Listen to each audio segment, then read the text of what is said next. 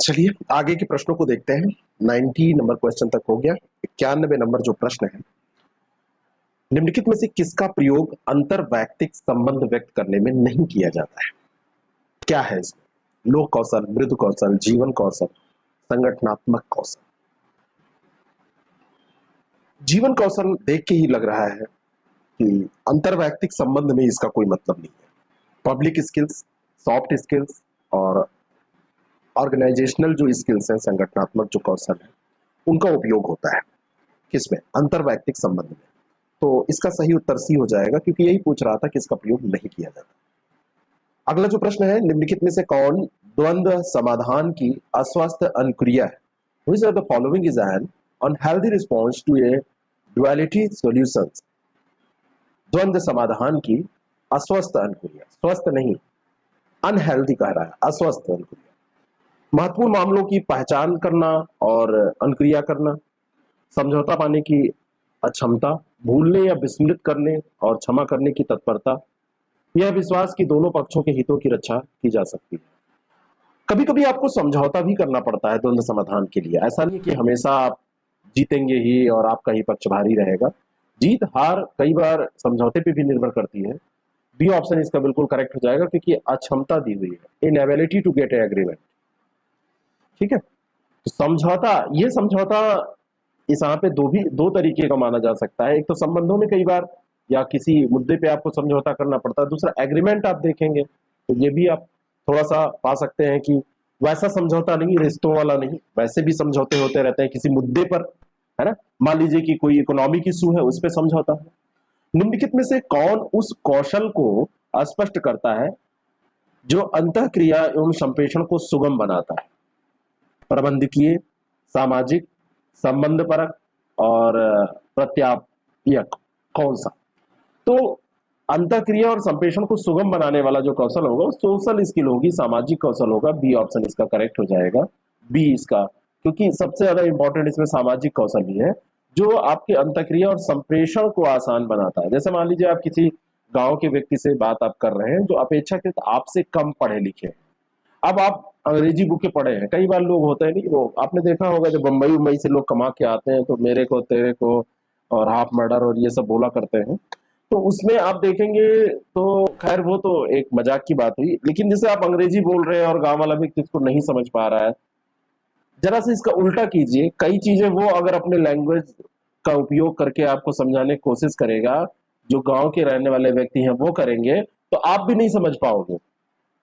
मतलब क्या है कि लैंग्वेज का ये होना चाहिए कि आप संप्रेषण कर सके। तो सामाजिक कौशल जिसमें होगा तो समय के हिसाब से, समाज के हिसाब से जहां पर जाएगा उस हिसाब से अपने को चेंज कर लेगा, और वैसा बातचीत करने का उसका लहजा, तरीका, टोन जो है वो ऐसा होगा, और शब्द विन्यास भी वैसे ही होगा। संचार प्रक्रिया में निम्नलिखित में से कौन सा चरण पहले आता है? कोई भी कम्युनिकेशन प्रोसेस है तो उसमें सबसे पहले क्या होगा? संचारण, कूटानुवाद, समझना या कूटलेखन? फर्स्ट ऑफ ऑल कोडिंग इसमें आती है, पहले भी हमने इस पर डिस्कस किया है। कोडिंग सबसे पहले इसमें आएगा, कूटलेखन पहला चरण है, और फिर संचार, प्रेषक का प्राप्तकर्ता को सूचना भेजने के लिए जब कोडिंग कर दी जाती है तो उसमें ऐसे माध्यम का प्रयोग किया जाता है जो सूचना जिसको देना है और जो भेज रहा है उन्हीं के बीच में रहे, अलग ना जाए। तो कूटलेखन इसीलिए होता है ना। तो कूटलेखन ही सबसे पहला इसका वो होता है, स्टार्टिंग यही से होती है। अगला प्रश्न है, निम्नलिखित में से किस संप्रेषण अंतःक्रिया में हमें अवश्य ध्यान देना चाहिए कि हमें क्या करना चाहिए? क्या करना है, ये तो ध्यान रहना ही है ना। तो जो आपके ऑर्गेनाइजेशनल रूल्स है उसमें ये बहुत इंपॉर्टेंट हो जाती है चीज कि आपको क्या करना चाहिए। ये अवश्य ध्यान देना पड़ेगा कि हमें क्या करना चाहिए। जब आप जब कोई ऑर्गेनाइजेशनल या आप कह सकते हैं संगठनात्मक जो नियम होते हैं उसमें बी ऑप्शन इसका करेक्ट हो जाएगा, है ना। यहाँ पे ये थोड़ा सा मुझे ये लग रहा है संगठनात्मक नियम, और यहाँ ये संगठन का वो कर रहा है ना। संगठन और संगठन, इसका जरा अंतर बताइएगा कोई। संगठनात्मक, इसीलिए क्वेश्चन ये गलत थोड़ा सा वो हो रहा है, ये शब्द कौन सा ये गलत दिया है, लेकिन यहाँ पर ये इंपॉर्टेंट है, संगठनात्मक नियम को ध्यान में रखना ही चाहिए। देखिए, वो तो एक अलग है संगठन में, वो मैंने जो व्याख्या की वो ऑर्गेनाइजेशन के कारण, लेकिन यहाँ संगठनात्मक होगा, इसका कॉन्स्टिट्यूटिव रूल होता है, ये गलत यहाँ पर लिखा है। कॉन्स्टिट्यूटिव रूल, कॉन्स्टिट्यूटिव, चीजों को सही करना जरूरी है। कॉन्स्टिट्यूटिव रूल्स जो दिए हैं इसमें ये इंपॉर्टेंट हो जाता है, संगठनात्मक नियम में ये इंपॉर्टेंट हो जाता है कि हमको क्या करना चाहिए ये जान। अगला जो प्रश्न है, चयनों की संकुचित करने में प्रयुक्त प्रविधियों की प्रक्रिया क्या कहलाती है? चयनों को संकुचित करने में, जो भी चयन है आपके, तो उनको संकुचित करने में जो सिलेक्शंस है, चयन का मतलब सिलेक्शंस, तो उनको संकुचित करने की जो प्रविधि है उसकी प्रक्रिया क्या कहलाती है? तो प्रविधियों की जो प्रक्रिया है उसको कहते हैं टू कंट्रोल, नियंत्रण करना। ए ऑप्शन इसका करेक्ट हो जाएगा। अगला जो प्रश्न है, निम्नलिखित में से कौन सकारात्मक संप्रेषण माध्यम नहीं है? ज्यादा वैयक्तिक होना, दोनों पक्षों को तत्काल पुनर्निवेश, टनल दृष्टि, समाधान की शीघ्र प्राप्ति।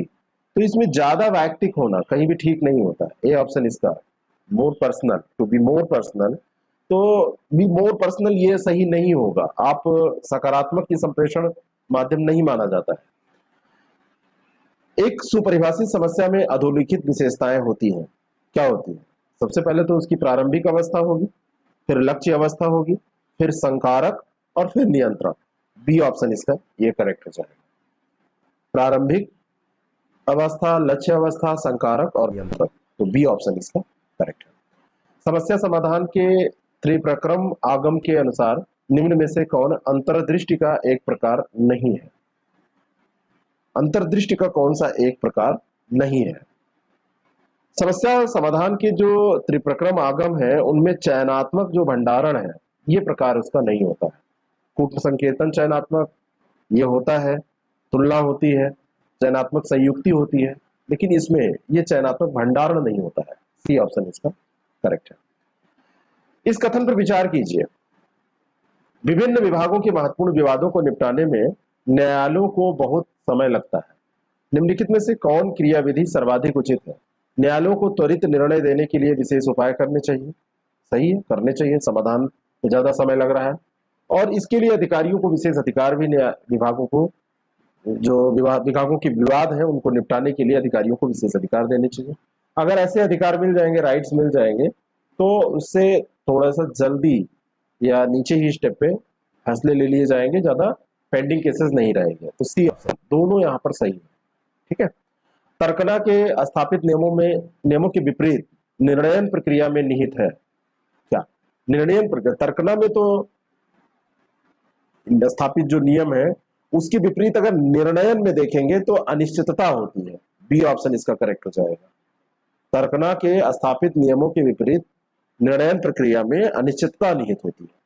अधोलिखित में से कौन सा निर्णय प्रक्रिया का अंतिम चरण है? सबसे पहले समस्या की पहचान आप करते हैं, शुरुआती चरण है, लेकिन अंतिम चरण अगर आप देखेंगे तो निर्णय जो आपने लिया उसकी क्या प्रभाविकता है, उसकी एफिशिएंसी क्या है, एफिकेसी क्या है, और उसका फिर मूल्यांकन, निर्णय की प्रभाविकता का मूल्यांकन करना, यह अंतिम चरण है। बी ऑप्शन इसका करेक्ट हो जाएगा।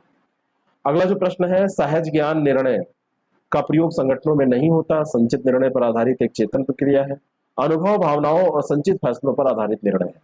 पढ़ने से ही आपको पता चल जाता है। इंट्यूटिव जो जजमेंट होता है वो आपका जो एक्सपीरियंस है, फीलिंग्स है, जो आपके डिसीजंस है, उस पर आधारित होता है।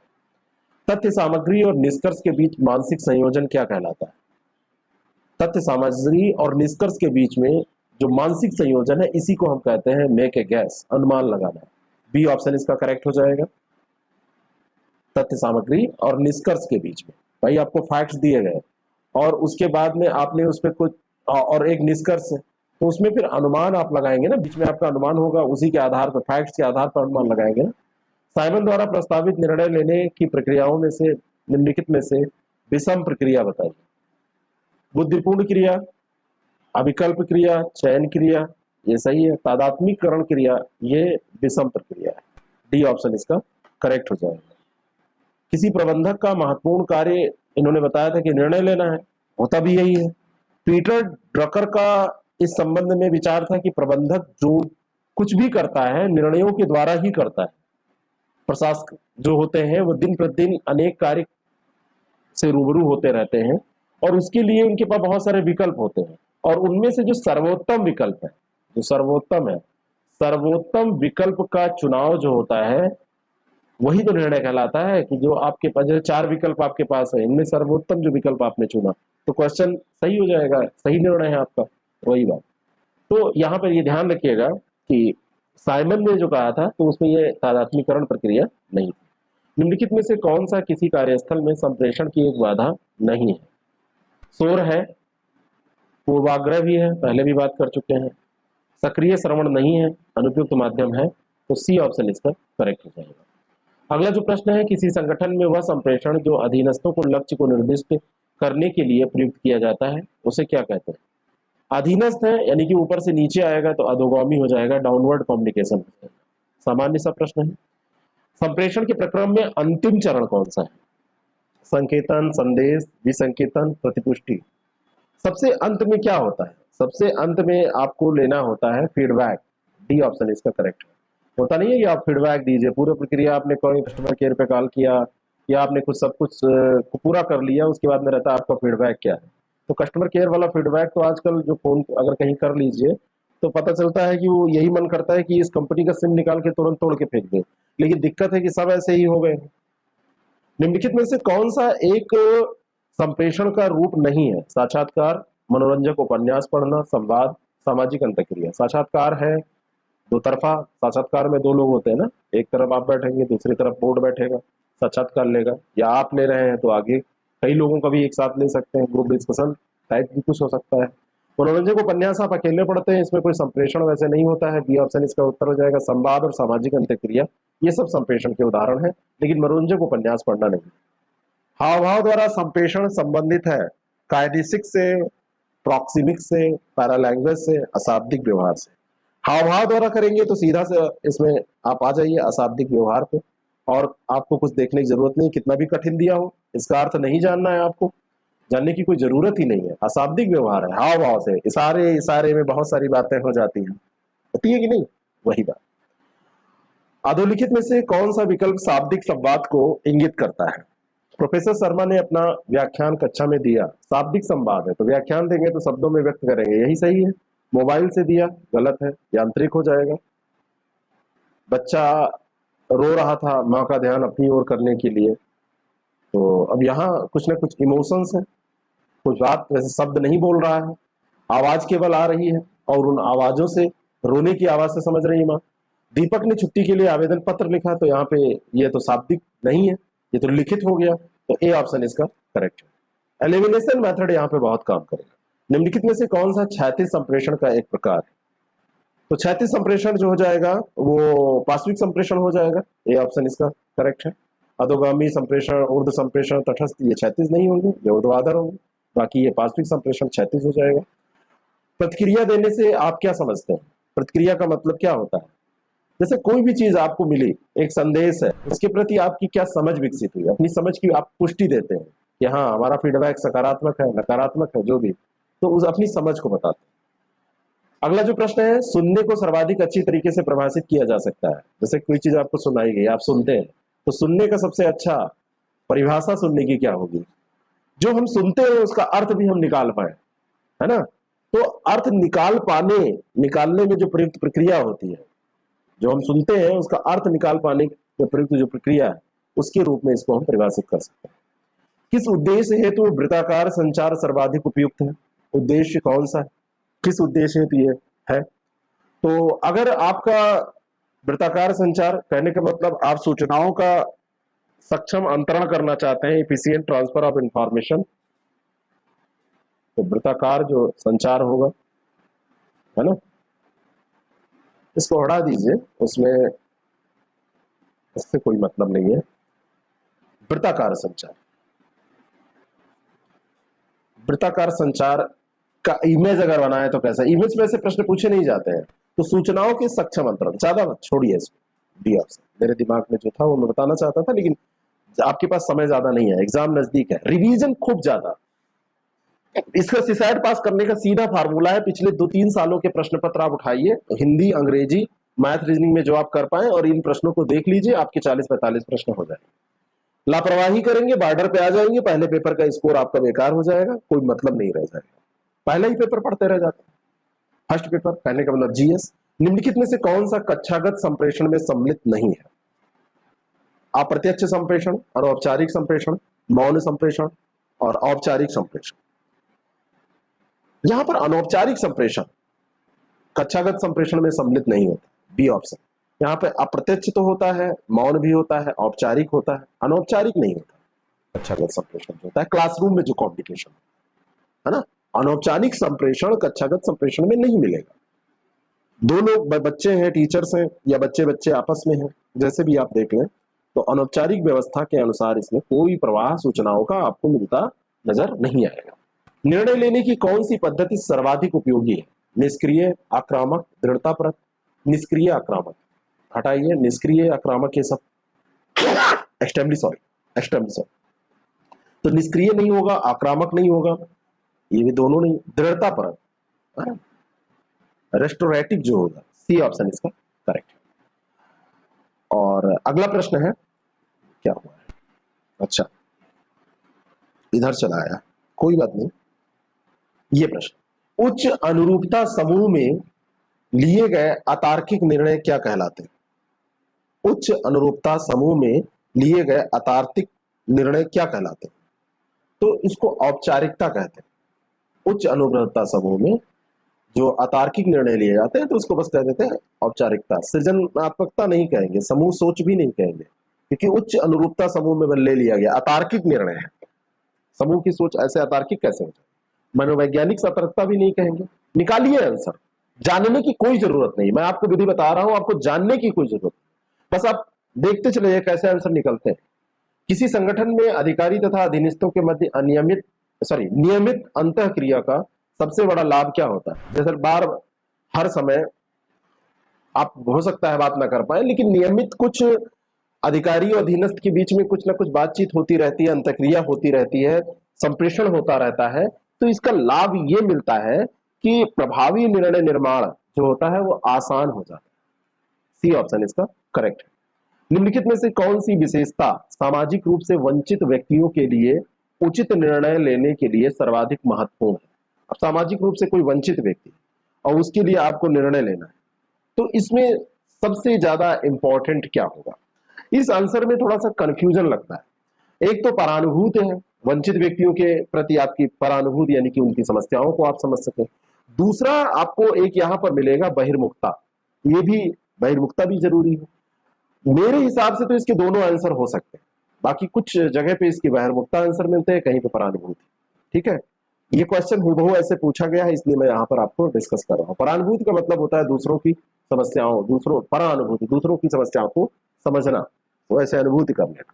ठीक है, तो परानुभूति होने से भी वंचित व्यक्ति है तो उसके लिए उचित निर्णय के लिए महत्वपूर्ण है। इस सर्वाधिक महत्वपूर्ण पूछ रहा है तो बहिर्मुखता। आप अगर इंट्रोवर्ट होंगे तब भी नहीं, तो बी ऑप्शन ज्यादा ठीक लग रहा है। और अंतिम प्रश्न है, निम्नलिखित में से कौन सा संप्रेषण प्रक्रिया का अंग नहीं है? माध्यम, जीवन मूल्य एवं दृष्टि, संचरण और सूचना। मीडियम होता है, किस मीडियम से आप संप्रेषण कर रहे हैं, कैसा मीडियम है आपका, लिख के कर रहे हैं, शाब्दिक मतलब या फोन से कर रहे हैं या सामने सामने बैठ के कर रहे हैं, किस पढ़ के लिख के कैसे बोल के कैसे कर रहे हैं। दूसरा संचरण, ट्रांसमिशन भी जरूरी है, सूचना तो होना ही चाहिए। जीवन मूल्य एवं दृष्टि, ये संप्रेषण प्रक्रिया का अंग नहीं है, बी ऑप्शन इसका करेक्ट है। इसका पीडीएफ मैं आपको टेलीग्राम पे दे दूंगा, टेलीग्राम का लिंक नीचे डिस्क्रिप्शन बॉक्स में दिया है, उसको आप देख लीजिए। इसका एक कंपाइल करके पूरा ये जितना भी पार्ट है तो एक पूरा आपको मिल जाएगा। और साथ में इसका एक वीडियो में पूरा एक सिंगल वीडियो बना के भी इसको डलवा दूंगा, और उसको आप देख लेंगे, रिवाइज कर लेंगे तो आसानी से आपका काम बन जाएगा। बाकी आप लोग प्रैक्टिस करते रहिए, परीक्षा के लिए आप लोगों को बहुत बहुत शुभकामनाएं। अंत समय में उन चीजों को पढ़िए जहां से प्रश्न आने की संभावना ज्यादा रहती है, और इधर उधर भटकाव कम होना चाहिए। Thank you.